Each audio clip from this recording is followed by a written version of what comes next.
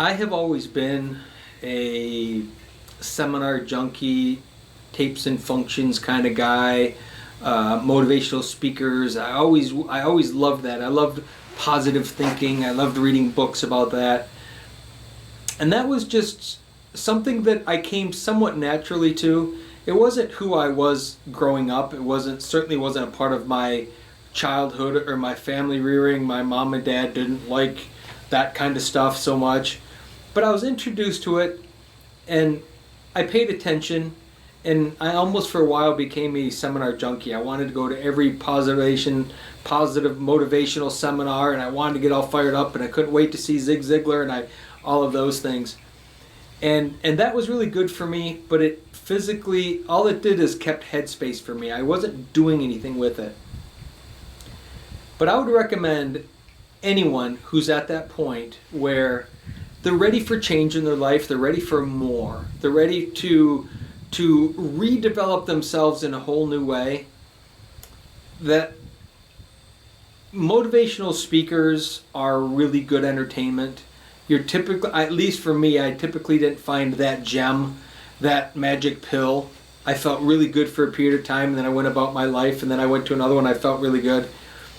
What I would do is go more introspective and start on the inside, not outside motivation, but inside motivation, which would mean some books and things that certainly helped me grow. There's so many books out there.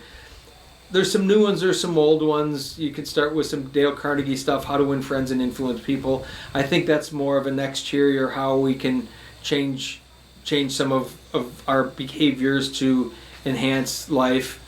I don't know, there's that type of thing, but then there's also in helping you develop your money story and who you are and really what you want, and books like that would be Think and Grow Rich by Napoleon Hill. I think that was a really good book in fundamentally getting me to stop thinking the way I was thinking. The Secret, which was put out a number of years ago, there was also a movie. That really, The Secret is the power of the law of attraction in terms of your thoughts create your reality. Great book. My favorite probably of all time though, and it has more to do with creating the certain way in your life and your money story and how to do things is Wallace Wattles, The Science of Getting Rich. It was a little book that was written around I think it was published in 1908 or 1911, something like that. And he very much got to the basic and the crux of a 3-point system that is what Napoleon Hill then later used when he wrote Think and Grow Rich and all of his books. And it was simply that, develop a crystal clear vision. That's so hard for everybody because no one really knows, out of fear, out of all kinds of anxieties as to, but what if it doesn't work? It doesn't matter. Crystal clear vision, and then really back that up with a purpose. Why am I doing this? What is the thing?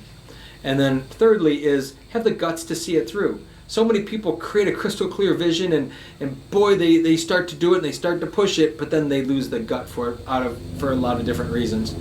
And to help with some of that, there's some books. Seth Godin wrote a book a number of years ago called The Dip. And it told the story of how a business gets started and all of a sudden it takes off and it's getting business and it kind of hits this plateau and then dips. And most people quit the dip because all of a sudden it becomes hard again. And what they had was a good vision, backed it up with purpose, but they didn't have the guts to see it through because all of a sudden it started to hurt.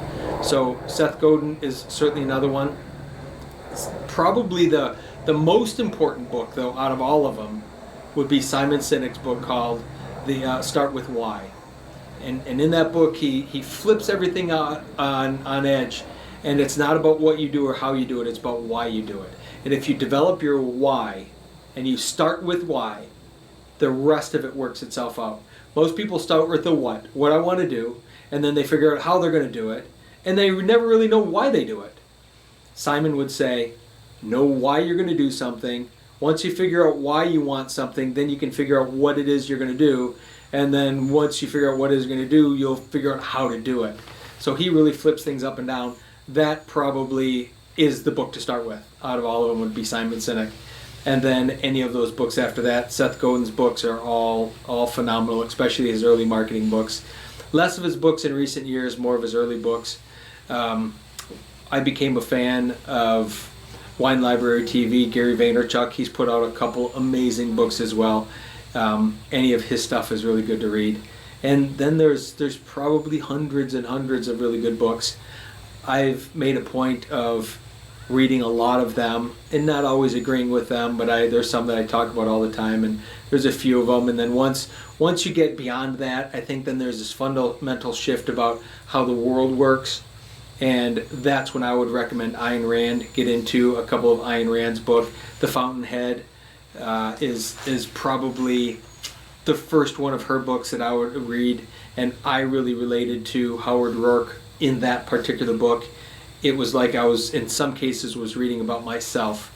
And then after that, certainly is Atlas Shrugged. And those are fundamental shifts in the sense of who we are as people, but you got to invest time and energy into them. And I think by doing it, it's certainly well worth it. And don't stop learning. I mean, that's something for me is I've stayed at it. Early on, I was that seminar junkie looking for the magic pill, and what I've recognized is I had the magic all along. I didn't need a pill. I needed to do some internal search and internal motivation and find those things that I could love. And I even had to find the love for the industry that I'm in, for swimming pools. But after all the years of being in it, I was still seeking for the love of it, and it's certainly something that I found.